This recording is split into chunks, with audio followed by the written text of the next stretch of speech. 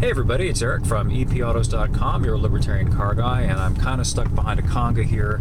Ordinarily, I would punch it and get past these guys, but the lead Clover possibly is a cop. It's a white Explorer SUV, so I'm not going to chance it. I'm going to creep along here with everybody else going 53, 54 miles an hour because of that possible cop up there. Anyway, it gives me an opportunity to do a quick little monologue about the 2018 Chrysler 300, which is what I'm driving right now. It's one of my favorite cars, and it's also one of the last of its type of cars. Some of you will know what I'm talking about. It's the last affordable rear-wheel drive sedan that you can still buy. Well, I should say it's one of the last. The other one is the Dodge Charger, which is a 300 under the skin. Both share the same platform. The Dodge is slightly less expensive, a bit sportier in demeanor, whereas the Chrysler version of it is more oriented toward luxury. But the key point is they're both rear-wheel drive, and both can be had with a powerful, hunky, big V8 engine.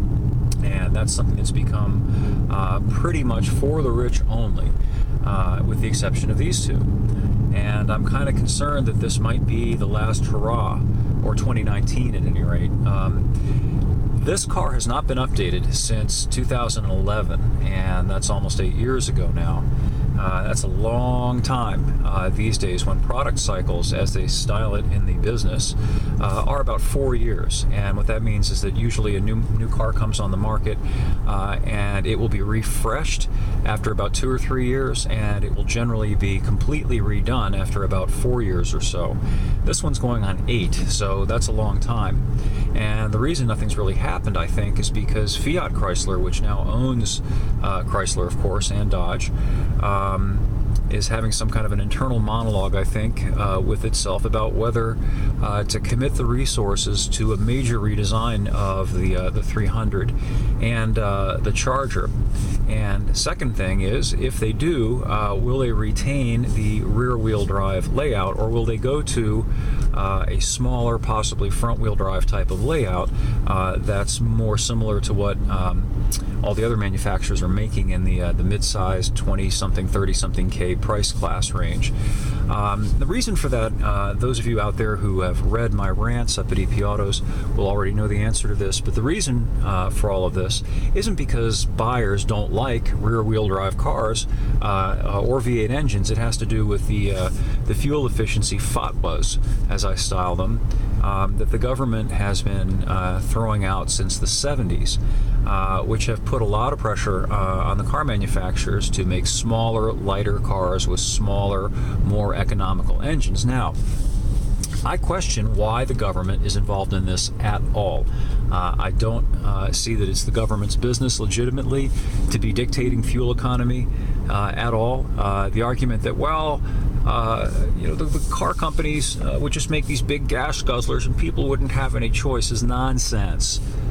You don't need the federal government to mandate good coffee or affordable fast food that's tasty. If a restaurant sucks, it goes out of business. If the car companies built nothing but gas hogs and people didn't want gas hogs, the car companies would go out of business.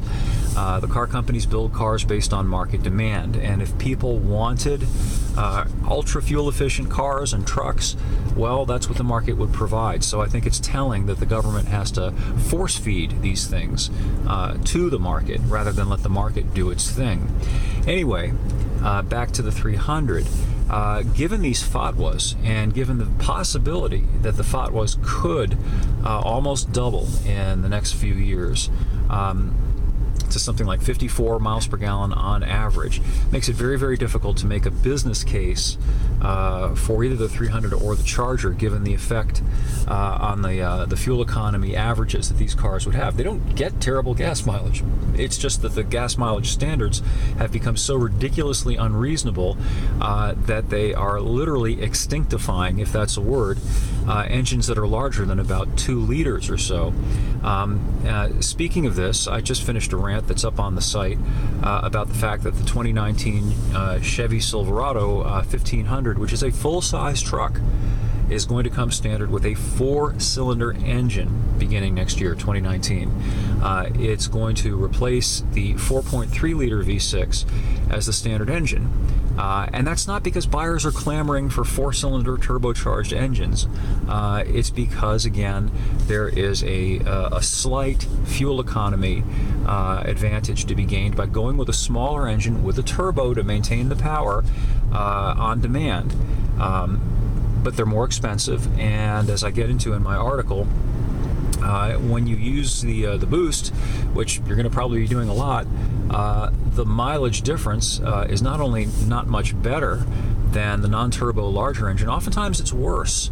I test drive new cars every week. I've been doing it for a long time. I can tell you that unless you really gimp it along, if you drive these cars with any gusto, as I'm inclined to do, you're going to find that the mileage is not particularly spectacular, but the cost of the thing up front is more.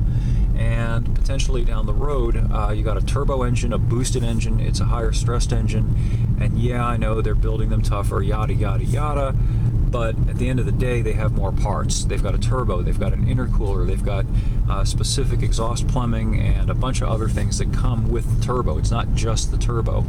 And those parts all potentially they're actually going to wear over time.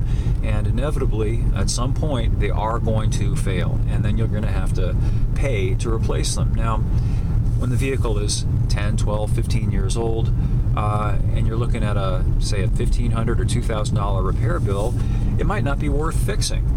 So in a way, it makes these vehicles more disposable. And I get back to the whole fundamental point here is, why is this happening? It's not because of customer demand, it's because of government demands.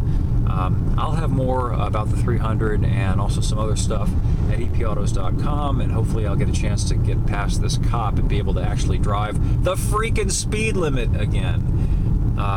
Thanks for viewing, and we'll catch up with you again soon.